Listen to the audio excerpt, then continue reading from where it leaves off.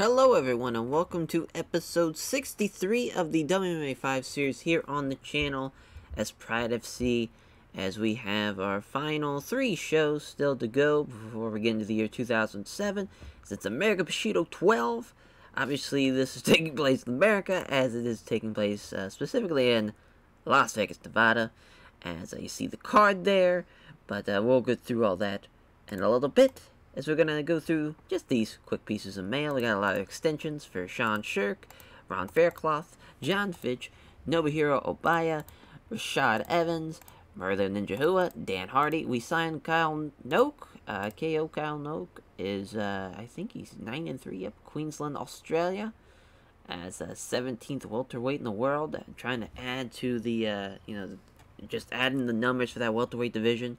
Trying to get some more bodies in there. Plus, he's 26 too, so a young guy too. And then Diego Tavares left Roof Sport. So just a simple little notes there to go into this show.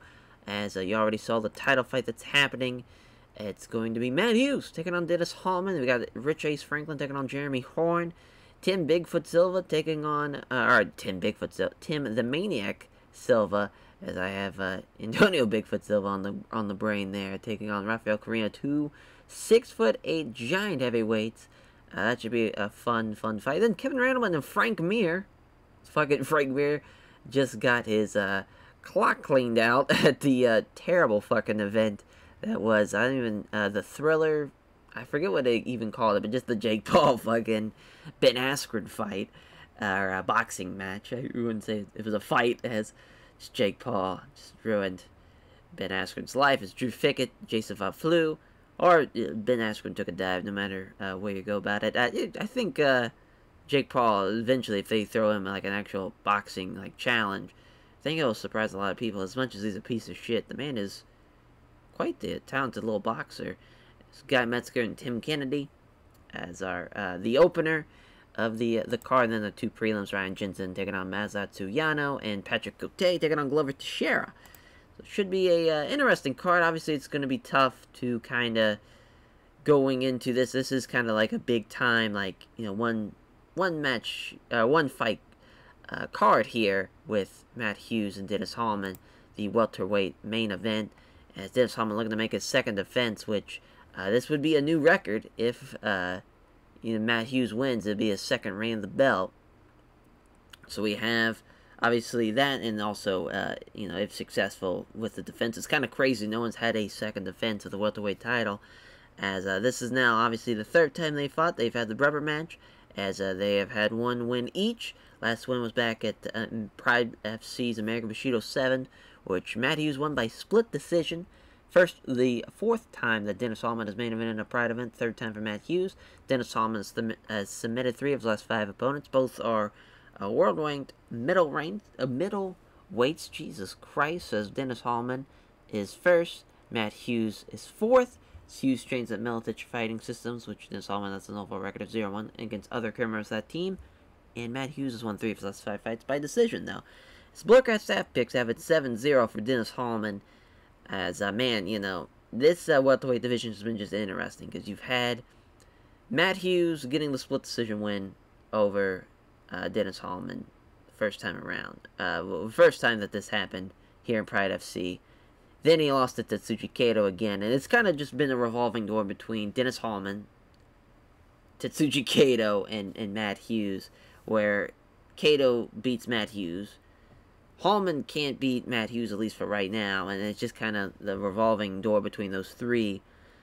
So hopefully, in the year 2007, we can get somebody else into that picture of the welterweight division, but it's going to be tough.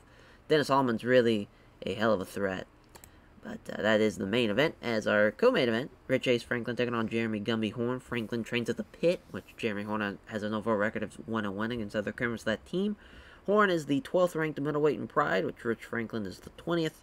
Ranked middleweight in Pride. Jeremy Horn hasn't won in 2 years, October 2004. He's going into this, he's 5-6 in Pride FC. He's lost 3 straight now, but those guys have been Nate Marcotte, Chuck Liddell, Merlin Ninja Hua. So obviously 3, pretty big names. Nate Marquette, obviously not a former, having a former middleweight champion in Chuck Liddell, but you have, Merlio and Nate Marcotte both have had, title fights.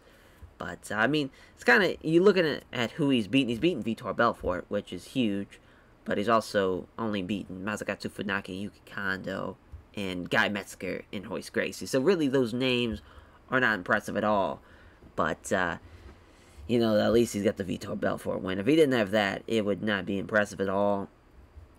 He's got to do something, though. I mean, this is a fight in his favor, but it's still a tough fight, though. At the same time, Rich Franklin is no easy slouch, as he is Rich Franklin. Coming into this fight, he is 12-3, 8-3 in Pride. He just beat Rodrigo Hus, that's a pretty big deal. He lost to Ron Faircloth and Nate Marcotte, so they both have that going for them. They both lost to Nate Marcotte, but it's, as far as wins, not impressive. Kazushi Sakuraba, sure, that would have been impressive, 5-6 years ago, but now, obviously, Kazushi Sakuraba, towards the back end of his career in 2004, he's beat Masakatsu Funaki, so they also have that going for him. They've also beaten Guy Metzger, too. Kind of the same, on the same wavelength, so at least it's somewhat the same, but just Jeremy Horn is on a whole nother level than what Rich Franklin is right now. You're going to see that with the betting odds being in Jeremy Horn's favor. But, I wouldn't count out Rich Franklin. I know it's going to be stacked against him, but I think his stand-up game, he can catch him. It takes one shot. It's Tim the Maniac Silva taking on Rafael Earthquake Carino, a heavyweight fight that I'm very much looking forward to seeing. Even though it's looking like it's pretty one-sided for Tim Silva thanks to the weight advantage and the 6-inch reach advantage, which is crazy as they're the same height. But they're both 3-5. No, they both have finished 3 of the last 5 opponents, rather.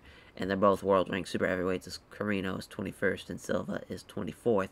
Silva trains at Roof Sport, which Carino has an overall record of 1-0 against other members of that team. First time they have fought. And, of course, we already talked about the significant weight advantage and the 6-inch reach advantage.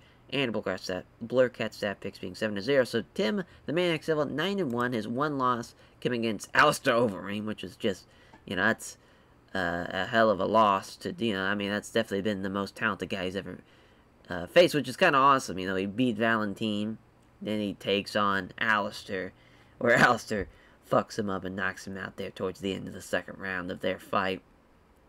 But, he's definitely going to be a problem. As far as Rafael Carino, it's 10-2 rather. He's just lost to Heath Herring by a split decision. As he's beaten Randy Couture, he's beaten Ben Rothwell, he's beaten Frank Mir. He's beaten some names. Obviously, Frank Mir not the level that we will know Frank Mir to be. I think right now we'll see his records when he takes on Kevin Randleman.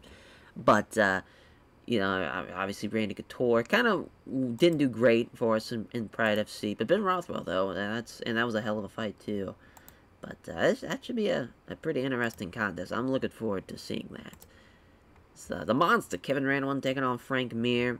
This is not a whole lot of stats going into this. Just Frank Mir has a 6-inch reach advantage. Kevin Randleman sitting there at 12-9. It's 2-6 in Pride FC. His only win since 2001 has came from Volkan. That was in May of 2005, which he knocked him out before the end of the first round. He's lost to Randy Couture, that does give, he's lost to Big Cat Tom Erickson, Pete Williams, Josh Barnett, Big Nog, and Ice Cold Igor. Obviously, those are some big names. You got 2 former heavyweight champions. He's also beaten Josh Barnett, but that was back in UFC.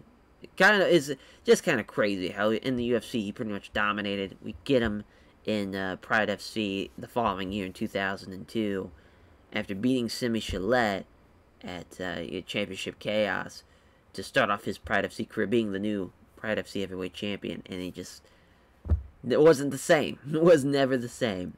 But he's had some good and great fights though, and also a fantastic fight against Tom Erickson. So I think just he has the talent. It's just really getting it down to being, getting some wins underneath his belt. But this should be an easy win for Kevin Randleman. But the odds were stacked in his favor against Tom Erickson, but in his rematch. But still lost that. As we'll see how he does with Frank Mir. Frank Mir sitting at 6-3, 2-2 in Pride. He lost to Roy Nelson here, final conflict. His only wins so far in Pride FC were against Daniel Puder and Trey Tellingman.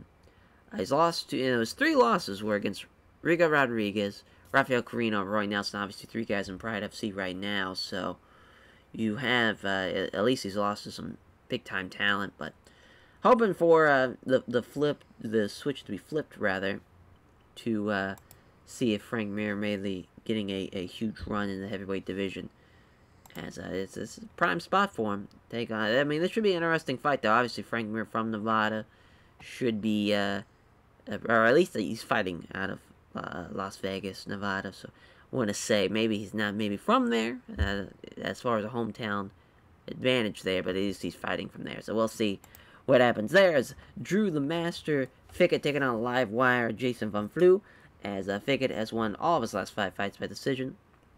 This one's probably going to go by decision or by submission. As Fickett trains at Henzo Gracie Jiu-Jitsu, Van Flue has an overall record of 0-1 against other current members of that team. So they're both ranked in the welterweight division of Pride FC, as Fickett is 15th, Van Flue is 19th, which is kind of crazy. This is Jason Van Flue, hell of a fucking talent, as this is Drew Fickett's debut. Jason Van Flue 7-0 to the Blurcat stat picks. Kind of crazy how one-sided a lot of these fights are. I think almost all of these fights have been 7-0 on the Blurcat stat picks. It's not looking good for this fight card here at American Bushido 12. But 11-5 is Jason Van Flue. He just beat Chad Saunders. Was on a 2-fight losing streak. Lost to Nick Serra, then lost to GSP in his debut at Pride FC. The last 3 fights have been decent. Had 2 great fights and a good fight. I think he's, he's going to keep that the winning ways coming here after beating Chad Saunders and American Bushido. Now he's going to come back and beat the debuting Drew Fickett, who's 12-2. His last loss was 2003 to John Alicio by a knockout kick in the 2nd round. As they also lost to Sean Pearson, too. But as far as big names he's faced, he's beaten Mike Swick, Joe Scarlo. He's beaten Chris Lytle. But as far as that goes, that's pretty much it. But he's had, 2 awful fights and a poor fight in his last 4 fights. So maybe, his last 5 fights don't look good at all. 2 poors and 2 awfuls and decent. So maybe Jason Van Flue can have an exciting fight out of him. We'll see, though. As Guy the Sandman Metzger taking on Tim Kennedy. As Tim Kennedy has won 3 of his last 5 fights by decision. Guy Metzger hasn't won since 2004. He just lost to Vitor Belfort at back at American Bushido 5. Took basically the entire 2005 year off. Coming back into 2006. Taking almost all of 2006 off to have this fight here. It's crazy. He started off the save, losing 2 straight to Sakuraba, and then Allen goes. Beats Henzo.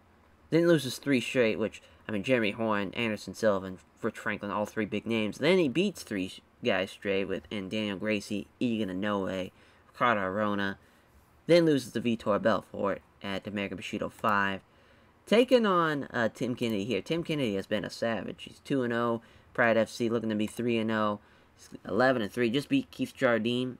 And he beat Gerard Musasi. So far, all of his fights have been at American Bushido cards and have been split decisions. So maybe the trend will be bucked here. He's beaten Benji Radish before, which Benji Radish, is a hell of a middleweight here in Pride FC so far. He's ranked pretty, I want to say he's in the mid-10s, and he's also beaten Keith Jardine, which Jardine was ranked 15th when he beat him, so, he's 23rd right now. I think, obviously with this win, I don't think it's going to jump him into the top 20, but I think he deserves to be in discussion as far as what he's done so far.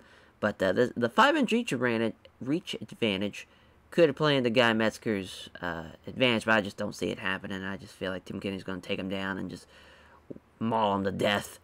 Is how that's going to go. And then prelims, Ryan Jensen taking on Masatsu Yano. Both have won 3 of the last 5 fights by decision. It's Ryan Jensen 7-0 on the Blurcat staff picks. He's coming into this fight as a loser out of his Pride debut. 0-1, lost to Mark Hughes by split decision. He's looking to bounce back here. This is going to be a big fight for him, as Masatsu Yano has just kind of surprised a lot of people. 5-3, he's beaten Lyoto Machida, split decision. Masanori Suda by split decision. And he also beat Ricardo Arona just by unanimous decision, which he's had a lot of poor fights. A very poor fight against Ricardo Arona. Got knocked out in 10 seconds by Quinn Rampage Jackson. And then they also lost to Forrest Griffin. But so far, just his track record is not great. So maybe it'll probably be a boring fight, to be honest. But if Ryan Jensen can avoid that, that'd be great. As hopefully he'll get the win there as well. Then Patrick the Predator Cote taking on Glover Teixeira. As Glover's won 3 of his last 5 fights. Glover is also going to have a significant weight advantage going into this. And he has the Blur Cat stat pick 7-0. So yeah, all these fights 7-0. As Glover Teixeira 6-0. Just beat Ricardo Arona at Brazilian Bushido 2 last year to have his Pride debut win. So that's huge for him. And Patrick Cote also 1-0 in Pride FC. He beat Little Knock at Brazilian Bushido 3. So both have won in Brazil. So now they're going to America to fight in Nevada. So we got from obviously Quebec City, Quebec, and then Rio Grande, California. This should be a hell of a fight, though. I'm excited to see it, as they're both kind of similar style or clash of styles, rather. Kickboxing, stand-up style of Patrick Cote and Brazilian Jiu-Jitsu of Glover Teixeira. 5'11", 190, 6'2", 205. So yeah, the bigger, stronger, heavier opponent in Glover Teixeira might be tough for Patrick Cote, but I mean, it just takes one shot to knock him out. But usually, so far, we've seen the ground guys really having the advantage in this game, so we'll see if that's the same here. TriStar Gym, American Top Team. Don't think we've ever seen TriStar Gym, though. That's definitely a first. It's plus 220, minus 280. It's close, but still an advantage to Glover Teixeira nonetheless. So Mario Yamasaki's a referee at ringside judges, as he has given up at least 30 pounds on Patrick Cote. That doesn't seem right at all, though, as he should only have 15. That's kind of weird. As I guess just an estimate. But no, we know exactly it's 15 pounds, unless he's somehow even bigger after the weigh-in. As here we go, they touch gloves.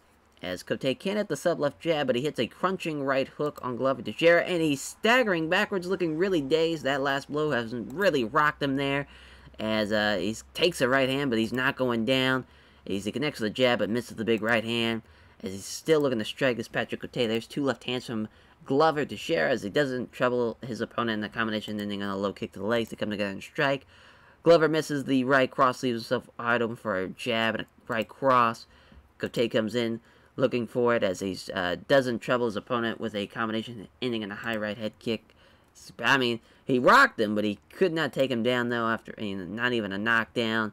As Cote throws a quick 1-2, doesn't land either blow, though, as Glover looked like he was angling for a takedown, but couldn't take the initiative, as he connects with the jab, but finds nothing but air on the big right.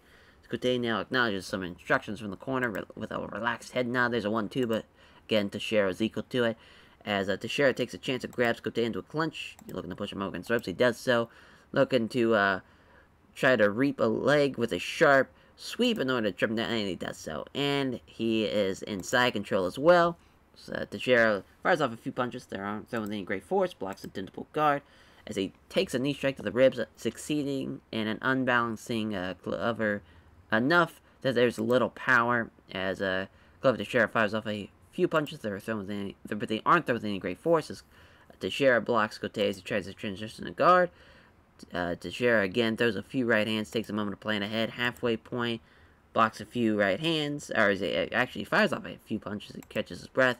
As Cote tries to move the guard, but Glover doesn't allow it. The referee stands it back up with 4 minutes left in the first round. A jab is wide from Cote, then hits Glover with a straight right. As Teixeira seizes that chance, grabs him to the clinch, trying to wrestle him against the ropes. He does so, looking to go down low. Cote stops at this time, looking for another trip takedown again. Teixeira gets blocked. 3rd time's the charm. It is. Excellent outside leg trip, sweeping him down, and he pulls half guard out of it. Now throws a few weak-looking punches, decides his next move. It's just some small strikes, just trying to take a moment to catch his breath. Blocks a attempted move from half guard to full guard. Fires off a handful of punches, each easily being blocked with gloves. Tries to move from half guard to full guard, but Glover doesn't allow it. And half guard, Glover catches his breath, content just throw a couple punches to the body. As now he's trying to sweep from the bottom guard, but doesn't budge. Glover Teixeira fires off a few punches, but they aren't thrown with any great force, rather, as Cote tries to get full guard on Glover Teixeira, but doesn't get anywhere with it. As no progress being made, they stand back up to end the first round. So, man, I thought Patrick Cote was going to surprise Glover Teixeira there right at the beginning of the round with the rocking him with that shot, but I still don't think it's going to be enough. Obviously, it wasn't a knockdown or anything. He did do a lot of damage, but if Glover Teixeira has another dominant kind of performance here in the second round, it's probably going to be Glover Teixeira with the unanimous decision, but he's got to have to knock him down at this point and really just hammer him down into it. Yeah, I mean, besides the rocking him of the beginning of the first round there was a bit of a yawner. So we'll have to see what happens in the second. Bell rings. Cote comes in fast with 3 quick punches, although they're dealt with comfortably. Then hits a nice straight right hand. Connects with a jab, but Teixeira avoids the big right. Without taking too much damage, Teixeira clinches him, trying to wrestle him against the ropes. He does so. Now looking for, yep, and it's pretty much over there. Glover Teixeira is going to win this one by unanimous decision. He takes the back two, looking for the rear naked choke. Stops him. Does Cote, tries to roll him over. And there's a tight body triangle now, looking for the rear naked choke. And he's got him with the rear naked choke, forcing the tap out.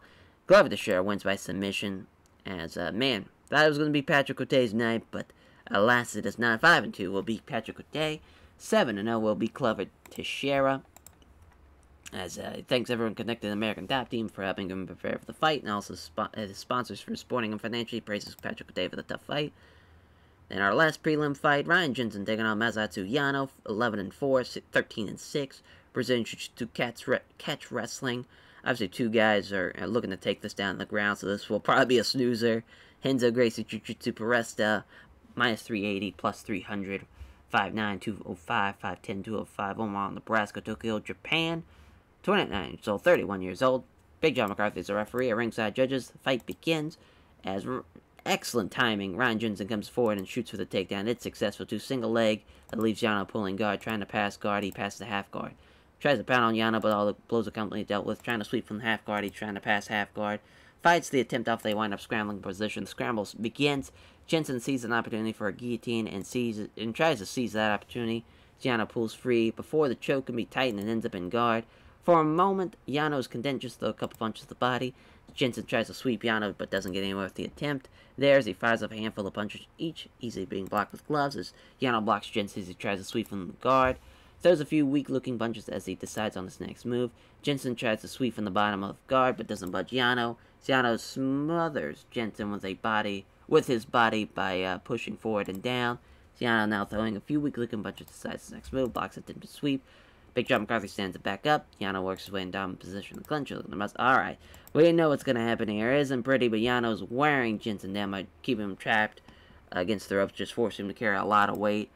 And they remain there for at least a minute, hitting each other short punches to the body and side of the head, as still unable to get free as Ryan Jensen. They remain there for another 60 seconds now, other than the occasional short punches. Big John McCarthy breaks him up, as they run right back into it, trying to push him against the ropes. He does so. With his back stuck to the ropes, and just Yano smothering Jensen. They remain there for the next minute, posturing and throwing occasional short punches to the body. Yano tries to maintain control, but Jensen wrestles way out of trouble and circles back to the center, moves in circles, and that's the end of the first round. Yano looks like he has this one, thanks to the strike advantage. Boring fucking first round.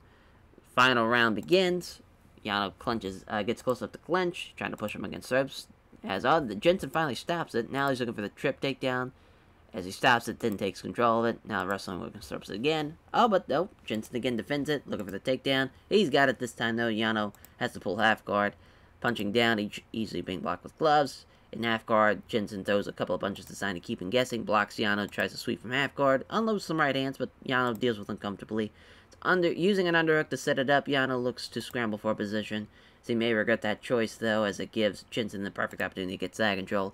Jensen now punches down at Yano. They are easily taking on the gloves, blocks the attempt to pull guard. Minute left, throws a few weak-looking punches as he decides on his next move. Jensen blocks Yano as he tries to transition the guard. Jensen pounds away, but Yano isn't troubled by the strikes, and that is your end of your second round and end of your fight. Hopefully Ryan Jensen gets the win, to be honest. Yeah. So I felt like that was the right decision. As, he landed more shots. He did the takedowns. Good performance there for Ryan Jensen. It was just a poor fight. As, they both had the same idea there. As, Ryan Jensen thanks everyone connected to Renzo Gracie Jiu-Jitsu for helping him prepare for the fight. Then his sponsors for supporting him financially. Ryan Jensen acknowledges that it was an ugly fight. Ugly fight. As says that he's just glad he gotten the win out of that one. Next fight now on the main card. Guy, the same man, Metzger taking on Tim Kennedy. Is 26-15-2. 28 years old, 6'1", 205 from Houston, Texas. Tim Kennedy, 27 years old, 5'11", 205 from San Luis, California. 11-3, kickboxing, mixed martial arts. It's close on the betting lines, which is nuts. I figured it would actually be like 200, 200 plus, but we're in the plus 140, minus 180. Pretty close. Lions Den, American top team. We'll see what happens here. As Big John McCarthy is a referee, ringside judges. They weighed in the same yesterday, but Metzger cleared a significant weight advantage now. We are underway. He can't connect with the jab and hits Kennedy with a straight right. Without taking too much damage, Kennedy comes in on Guy Metzger. He's trying to muscle him against the ropes. He does so. Tight body control. Kennedy's just wearing down Metzger, trying to push down all his weight on him. And right there, hitting each other with short punches for about a minute. Is pressed against the ropes. Simply cannot break the control that Tim Kennedy has over him. Nothing really happening for the next 60 seconds or so. They remain in close grappling, exchanging occasional short punches. As referee decides that the grappling against the ropes has been going on for far too long now, he brings them back in the center. Aiming to set up a shoot from Tim Kennedy, but Metzger aggressively took the initiative. As he connects with a nice jab and scores with a right cross. There's a left hand and a fucking right to the side of the ribs there. Guy Metzger throwing the leather. As there's a jab as wide, then lands the right hand. Tim Kennedy gets hold of him. Looking for a judo-based throw. Doesn't get it, though. Metzger blocked it. Trying to push him against the ropes. He does so. As Tim Kennedy just using that wrestling to his advantage. Guy Metzger's really having the advantage standing, looks like. As nothing really happens for the next minute, so they remain there for the next minute, just hitting each other occasional short punches. They tries to smother Metzger again, but he wrestles free and circles back to the center, circling warily. Kennedy is looking for a chance to get close enough to grapple. He can't connect with the jab, scores the right cross. Can't connect with the jab again, and hits the right hand. He's able to grab him, trying to muscle up against the ropes. Ends up back. He can muscle him up, but he can't take him down, though, looks like. And again, Metzger wrestles free and circles back to the center. Jab is wide, hits the straight right, though. As it throws a 1-2, but doesn't land either blow. Comes forward, moving in, looking to have the attack. As can't connect with the jab, hits the Kennedy with a straight right. There's two left hands, but finds nothing but air on the big right. Throws a punch, but Kennedy avoids it. Seizes that chance to shoot in on Metzger. Almost got away with it, but not quite, as he's left hopping while Kennedy has a hold of one leg. Looking to just push him against the ropes again. Just showing complete, exerting control here. Tim Kennedy just smothering him against the ropes. Remain there for the pretty much the end of the first round, just hitting each other with short punch to the body and the side of the head. There's a hard stomp in out the round. Man, it is dead even. 44-44, but you have the one jab off the kick for Tim Kennedy. Overdoing takedowns. I think Guy Metzger won that round. I mean, he was stuffing takedowns. He was landing a lot of shots, standing. Really, Tim Kennedy, all he could do was, if he got him with they just couldn't take him down. So also stuffing the takedowns to Guy Metzger. I just feel like he won that round. We'll see what happens in the second round. As moving in, Kennedy appears to be willing to risk getting hit, if that means getting close enough to initiate some grappling. Fails to find home his jab, but he catches Kennedy with a right hook. As he seizes that chance to catch him, looking to wrestle him up against the ropes. He does so. As, again, Metzger works enough space to slip out and back away into the center. Taking a few gulps of breath, Metzger's giving first hand. They're starting to tire a touch. Combination fails to land with all the strikes that happen in that combo that ended with an attempted head kick. As Kennedy takes the chance, looking to grab him up against the ropes. He does so. As he can't do it, though, as Metzger fighting it off, trying to push him up against the ropes again. Finally, he's got it. As there's a hard foot stomp. Look, they just keep him down. Keep just wearing him out as Tim Kennedy's. A minute or so passes the two. Opponents press up against each other close. Exchanging short punch to the body and the side of the head. Smother against the ropes. Metzger is trapped there. As, Tim Kennedy's just going to keep him there. Finally, break him up. With a minute 16 left, Tim Kennedy's now starting to giving the first hint. He's starting to tire a touch. Fails to land any strikes. This guy, Metzger, there's a quick shot as from Tim Kennedy, but Metzger with a great sprawl. Steps away safely.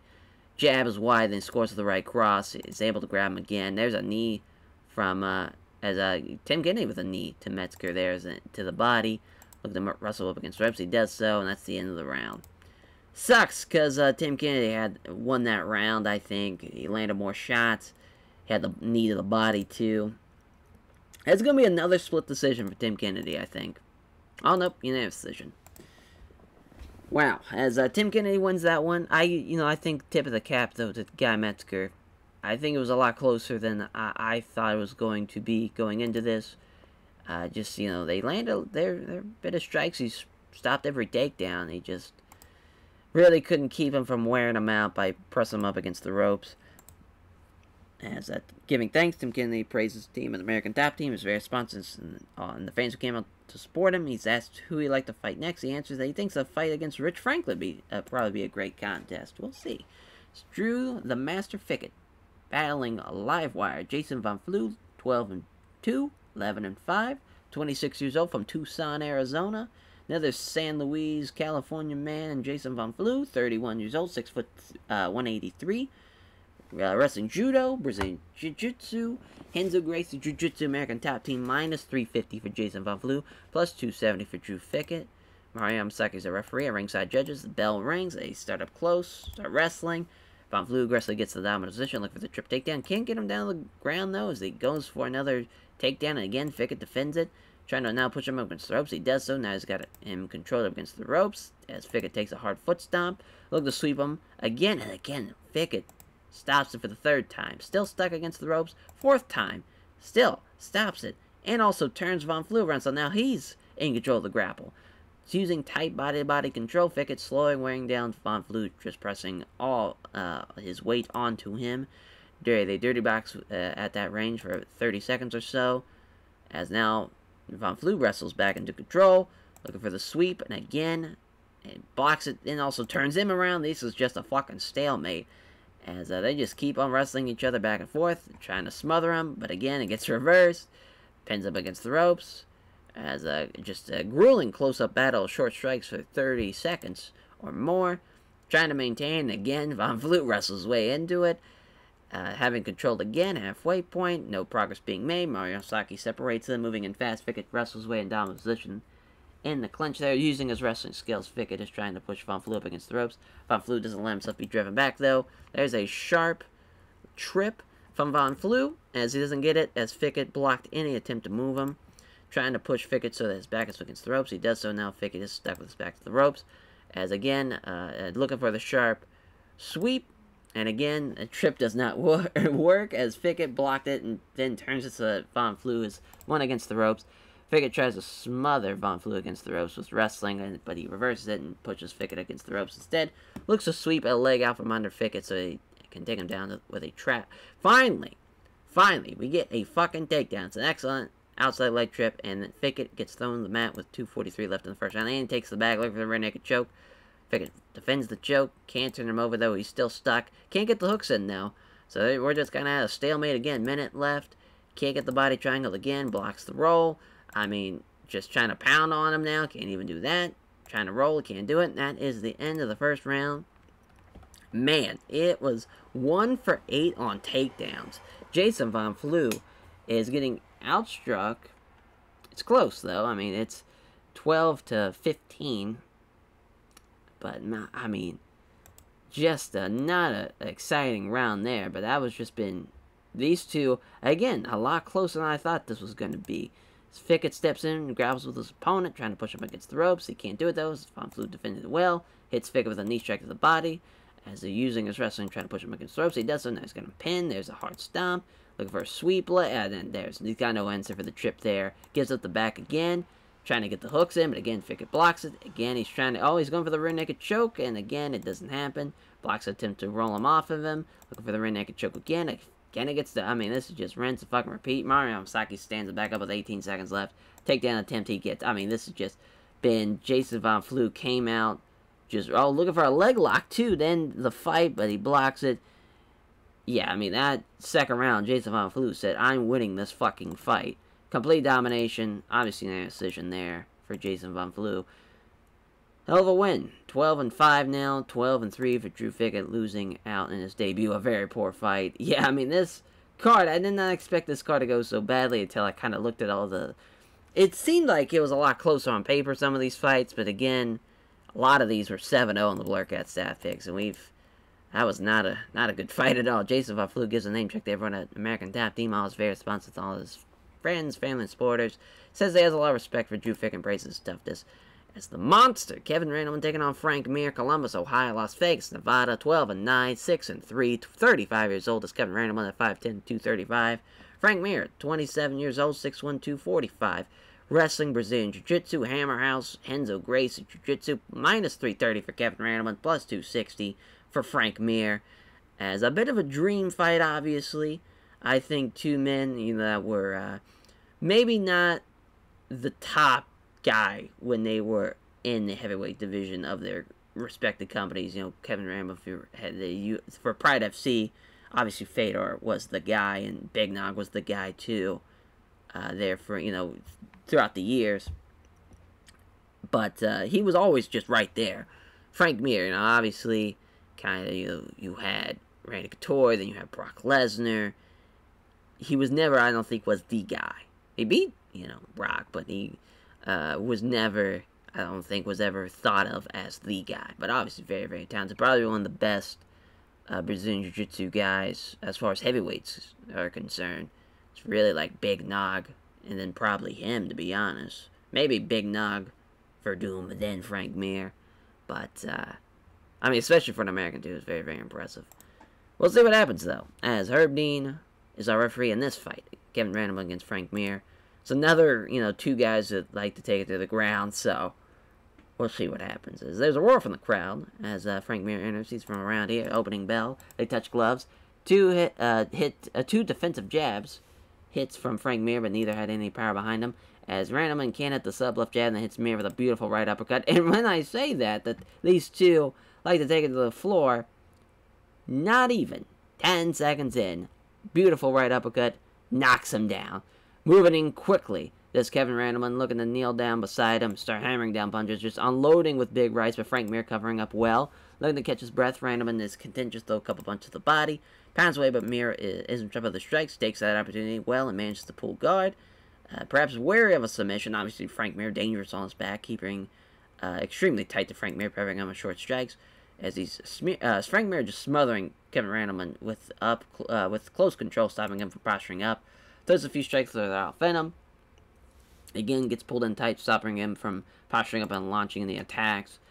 Again, just keeping extremely tight to Frank Mir, prepping him with shots, looking for an arm. He's got it! A straight arm bar is applied, and Kevin Randleman has to tap out before his arm is hyperextended.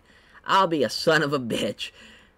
Kevin Randleman, I tried. I gave you a fucking tomato can. And, maybe not a tomato can. That's maybe a bit of an overstatement. I mean, it is Frank fucking Mir. But you're worthy going in as the odds maker, minus 330. You had the uppercut 10 seconds in, couldn't have finished the fight. Frank Mir wins it on his back with an arm bar. Awesome win for Frank Mir. Now I'm at 7-3. Getting the win in Las Vegas. Kevin Randleman now 12-10. That's tough. As Frank Mir thanks everyone connected to Renzo Gracie Jiu-Jitsu for having him prepared for the fight, and the sponsor for supporting him financially. It was a hell of a fight, though. That was highly exciting. As now these two 6'8" heavyweights are gonna do battle. As Tim, the Maniac Silva, taking on Rafael Earthquake Corino, 9-1, 10-2, boxing, wrestling, Brazilian Jiu-Jitsu, Rio de Janeiro, Brazil, Bettendorf, Iowa. So I'm going to assume that's how that's pronounced. 30 years old, 33 years old, 265, 245. So, also that, they're same height, but 5-inch reach advantage for Tim Silva, plus the extra 20 pounds. It's not going to look good for Rafael Corino, probably. Plus the boxing background as Roof Sport, Nova Uano? I think, I don't know how to pronounce the last word, but I know that's Nova. Minus 300. Plus 230. Should be a hell of a contest, though. Obviously, with the weight advantage and the reach advantage, it's going to swing towards Tim Silva having the advantage, but I think this could be an exciting fight, though. Mario Saki is a referee at ringside. Judges, here we go. Carino may have been aiming to get in close, but Silva aggressively took the initiative, as there's a jab from Silva, but Carino avoids the big right. Confidently moving in closer, looking to throw some strikes again. It looked like he was going to step in and grapple, but again, Silva took the initiative. There's a jab and a right hook to the body. As it's again moving in closer, confidently moving in closer is Tim Silva. As he can't connect with the jab, but he lands a right cross that lands hard.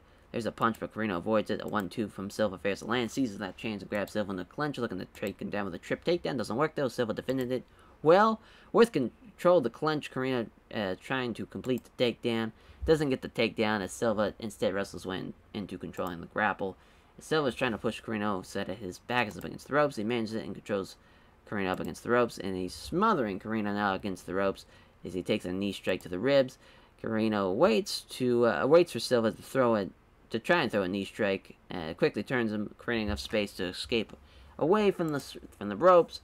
As again he's trying to get in close, but Silva just taking that initiative. Lands the left jab, but Carino avoids the big right. There's the jab and the right hand. As he fails to find home the jab, he scores the crunching leg kick. As Carino, looking very attentive, pokes out a quick jab that hits it, and as the jab is wide from Silva, then hits Carino with a beautiful right uppercut. Knocks him down with the right uppercut, wobbles and falls like a fucking big-ass tree, one of those fucking redwoods just falling down. Silva knows this golden opportunity, quickly pouncing on Carino, looking to finish him up and raining down punches. Pounds away, but again, Carino now struggling to deal with him. Look at the lock in the Kimura. Doesn't allow it, though. As he blocks Carino as he tries to trench the guard, looking for an armbar now. Tim Silva, he just said, oh, listen, I can't knock him out of this position after the uppercut. I'm looking to just tap him out at this point. As wow, now he's defending himself. He's got his wits. He's in no danger now. Silva blocks Carino as he's trying to, looking for a knee bar. He's tried 3 different submissions. Every time Carino stops it. Tries to transition the guard, but he can't manage it. Fires off a few punches, but they aren't throwing with any great force. Blocks a tentacle guard. Punches down on Carino, but again, easily taking on the gloves. As Silva blocks Carino as he tries to transfer his guard. Finally, Marzaki stands to back up. As Tim's still moving well, but definitely breathing a little deeper now. Moves in ready to attack. Lands a pair of tentative jabs. Can't connect with the step strikes, and there's another beautiful shot. There's a beauty of a straight right. Fails to find home his jab. Crunching right hook. Punch from Silva fails to land. As again, Carino looking to step in and grapple, but Silva simply took that initiative first. There's a left hand and a right hand. As now there's a gash, a small gash underneath the eye of Carino. A jab is wide from Silva, then hits the body kick. As a jab lands from Silva, but the falling leg kick is too slow and gets caught by Carino, looking for the takedown now. As superbly, Silva prevents the takedown and yanks his leg completely free. All Tim Silva that entire first round. Yeah, I mean, I thought this was going to be a little bit more of a more even contest. But, no. No, this has been all Tim Silva. Cutman going to work between rounds, trying to patch up Carino now, going into this final round. And there's a left jab, but misses the vicious right hand. There's a jab, and then another straight right hand that lands hard, moves in close, ready to attack. Carino appeared to be going to try and get in close with Silva took the initiative, can't hit the set up left jab, but again, there's a right hook to the body. Hits the jab and the leg kick. A couple of minor left hands, but misses the vicious right. Connects the jab, but Carino avoids the low kick. That's the setup. As fatigue now creeping in more and more, is starting to moving a little bit more, moving noticeably more slower now as Tim Silva. As Carino is limping slightly thanks to those leg kicks too. And there's another slithering leg kick, and there's a now noticeably limping is Carino now in the second round. Silva closes in on Carino, looking to unleash some strikes. Connects with a jab, but the big right head kick is wide of the mark as obvious limping as he circles. A jab hits home, then there's the big right hand, and he's wobbling, almost fell over as he's attempting to back off, and there's a vicious right, and he knocks him out with that vicious right hand as Tim Silva, dropping Rafael Carino. Your winner, Tim the Maniac Silva. It's rated decent. I mean, fair fucks to Rafael Carino lasting for that long. He kind of got fucked up the entire time. I mean, Tim Silva doing head kicks. He was doing, landing a lot of powerful shots, uppercuts, hooks, straight right hands, doing body shots, doing leg kicks. He did everything he could to knock him down. And finally got the knockout as Tim Silva gives a name check to everyone at Roof Sport. All of his favorite sponsors, all of his friends, family, supporters showing respect. Does Tim Silva praising Carino for his skill and toughness as our co-main event. Rich Ace Franklin taking on Jeremy Gumby Horn. Cedar Rapids, Iowa. Cincinnati, Ohio. 12-3, 43-12-4. Kickboxing, wrestling, Brazilian Jiu-Jitsu, the Pit, Meltich Fighting Systems. Listen, I know the betting line is minus 550 plus 430. I would not count out Rich Franklin. You know, he is coming into this fight 8-3 in Pride FC. Just beat Rodrigo, who's a guy who is, I think, a very, very skilled on the ground, too. You know, a guy that really is a dangerous problem. But again, he did lose to Ron Faircloth, who I think took on the middleweight champion of the world, and Anderson Silva. Like, he is a problem in his own right. But Jeremy Gummy Horn, if he hadn't beaten Vitor Belfort, I'd be saying that this guy has beaten nothing but tomato cans. We'll see what happens, though. I mean, that was a while ago. That was 2 years ago. We'll see what happens here. He hasn't won in 2 years. So I think this could be anybody's fight here. Kickboxing, wrestling. There's Rich Franklin, Brazilian Jiu-Jitsu, of course, is the Pit, Military Fighting Systems. Let's get this fucking fight going. The co-main event, Mario Yamasaki's a referee. Ringside judges. Round 1 begins. They touch gloves right out of the gate as a jab lands from Franklin. The spin kick is telegraphed by Jeremy Horn. It's easily caught and looking for the takedown off of that, but just using Horn using that position to drive Franklin up against the ropes. He does so, and there's scores to the left to the side of the stomach. Another left to the side of the stomach. Now looking to go down low, grab both legs. He does so. He's got side control of it. As they're looking to catch his breath, Horn is just content to throw a punch to the body. There's a couple of knee strikes to the ribs. Some more knee strikes to the ribs. As squirms away, preventing Horn from connecting fully with a knee. Again, there's a few right hands to the body. Just really focusing on the body and the ribs. Some more knee strikes. I mean, Jesus Christ. This is just knees to the ribs city right now, as Jeremy Horn is doing. Throws a few weak-looking punches to his next move. Finally, Mario Saki stands back up, stepping forward, looking to unleash. There's a jab. Avoids the jab. Does Rich Franklin, and is able to move into the pocket. A 1-2 from Franklin fails to land. It attacks with strikes. Horn manages the counter jab. There's a 1-2, but Horn avoids both of them. Halfway point in the first round now, as Horn counters the left hand with a good right hook, and there is a fucking cut on the forehead of Rich Franklin, as Franklin's out of breath now, is clenching up, looking to take down. I mean, this has been all Jeremy Gummy Horn. Listen, the people in Vegas got this one right. This has been complete domination, as Franklin tries to move to guard, but Horn doesn't allow it, as Horn using side control to hit a knee strike just above the hip. Horn throws a few weak-looking punches as he decides on his next move. Franklin tries to pull guard on Horn, but doesn't get anywhere with the attempt. There's a knee strike to the ribs. Again, Horn throws a few right hands. It takes a moment to plan ahead. Tries to pull guard on Horn, but doesn't get anywhere with the attempt. Lack of progress being made. Referee, is forced to stand him back up. Comes forward. There's a left hand in the exchange from Gumby Horn, as Franklin does a 1-2, but Horn is equal to it. Franklin comes forward, and the two fighters start trading blows, as Horn lands a left hand in the exchange. It's connect with a set up right jab, then scores the left cross. Minute left. Two fighters engage with strikes, but neither can really land anything damaging. There's a quick punch, doesn't land it, though. That is your end of your first round. Obviously, besides those two fucking shots that Rich Franklin landed, all Jeremy Horn. Yeah, this is going to be tough. I'm surprised this lasts the second round. This cornerman looking to stop the bleeding on the forehead of Rich Franklin. Final round begins. Franklin steps in looking to land some shots. There's a counter jab and misses it. As Franklin throws some strikes and a fast leg kick, but Jeremy Horn avoiding all of that. Moves in on Horn, preparing to throw. Looked like they were about to see a shot from Horn, but Franklin again was more aggressive. A jab lands from Franklin, but Horn is just laser focused with these shots. He's catching everything, countering everything. Yeah, he's going to get the takedown too. Yeah, this is just sad sight to see, as Jeremy Horn smothering Franklin with his body by pushing him forward and down. Throws a few strikes down Venom. Franklin's control against the ground, unable to shift him. As in guard, Horn throws a couple of punches designed to keep him guessing. Leans back to avoid a couple of wild swings. Time slips away as Horn unsuccessfully keeps Franklin stuck to the ground. Just laying on top of him now. Yeah, this is just going to be it. Yep, standing back up though with 37 seconds left. They meet in the center. Franklin misses the left hand, which putting him off balance for Jeremy Horn to attack with a jab and a low kick. Yeah, that was not a great fight. Not at all, but Jeremy Horn's going to get the win. His first win in 2 years. It's rated average at least, but was hoping for something better. I guess that's what happens. When the betting line is minus 550. Vegas pretty much decides.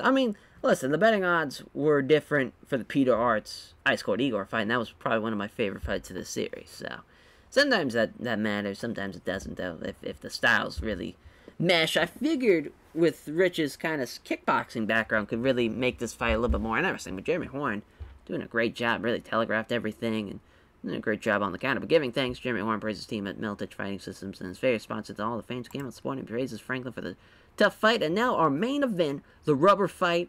Matt Hughes, Superman Dennis Hallman, 29-4, 30-6, Hillsboro, Illinois. Young Washington, 30 years old, 33 years old, both 5'9", both weighed in at 183. Wrestling, obviously, wrestling jiu-jitsu for Dennis Hallman. Military Fighting Systems, the Pit, minus 500 for Dennis Hallman. Kind of crazy. That's a huge betting line. Plus 350 for Matt Hughes. Looking to break. We're either going to have a second reign for welterweight champion, or we're going to have a second defense in a record-breaking performance for Dennis Hallman. We shall see. Herb Dean's our referee. Ringside judges, here we go. Touch gloves.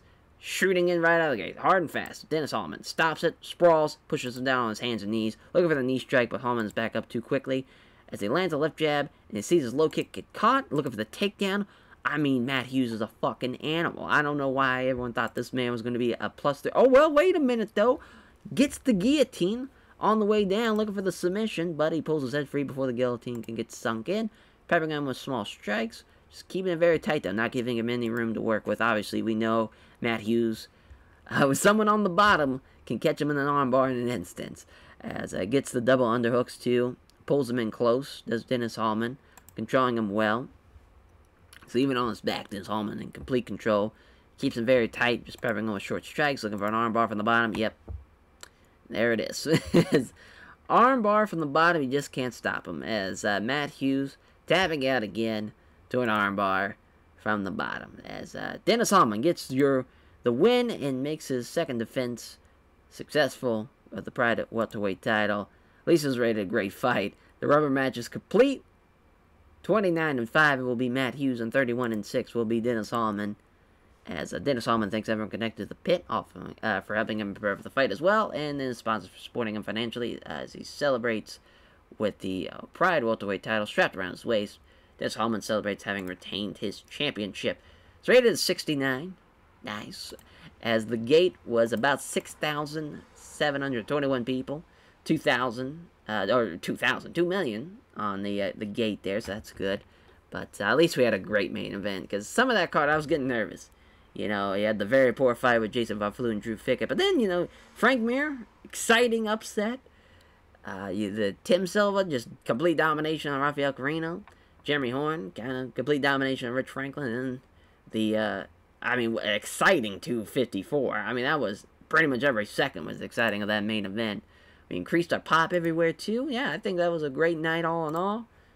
As now, we, going into now, we only have 2 shows left of 2006 before we start the year 2007, obviously, and then what will be a new era for Pride FC. A lot of new things are happening. We're adding a TV show.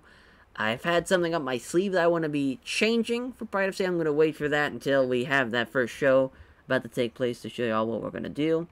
But we have another Gracie. Fucking Roger Gracie. Boy, oh boy. I guess I'll shortlist him. I might as well sign him. We'll see what happens in MFC before we sign him.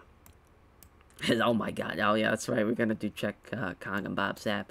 As our next card, Final Conflict Absolute. The Pride FC Heavyweight Grand Prix comes to an end. Who's it going to be? It's going to be Alistair Overeem? It's going to be Kazuchika Fujita? Sergey Kurotnerov? Rico Rodriguez? Valentino Overeem? Josh Barnett? Mirko Krokop? Or Alexei Olenek?